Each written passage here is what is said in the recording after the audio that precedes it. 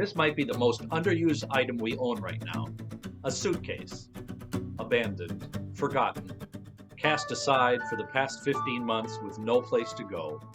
No trips, no overnight stays, no exotic destinations, or even ordinary ones. For some, the emotional baggage of the pandemic has been lost opportunities to get away. When I think of travel, it's not just the destination that matters, it's everything that goes along with it, the preparation and the planning beforehand, and the memories afterward. In her New York Times best-selling memoir released earlier this year, Between Two Kingdoms, a memoir of a life interrupted, Suleika Jawad shares this theory. When we travel, we actually take three trips. There's the first trip of preparation and anticipation, packing and daydreaming. There's the trip you're actually on, and then there's the trip you remember. The key is to try to keep all three as separate as possible. The key is to be present wherever you are right now.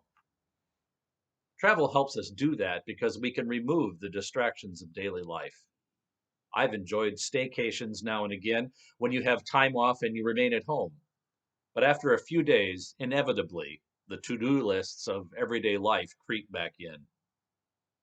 Of course, travel is a luxury, even if you do so economically, camping or staying in budget motels.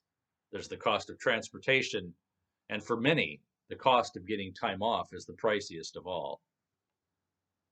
Dreaming, planning, remembering, being present in the moment, those are ways of living we can practice right now, in this moment. It seems that it's all connected to the notion of Sabbath, which is more than just freeing yourself of work, but of freeing yourself of distraction, not just finding the time, but creating the time to be in the moment, which can't help but feed the soul. We can take three trips every day, anticipating what's to come, remembering where we've been, and being in the moment. Suitcase optional. We'll see you next time.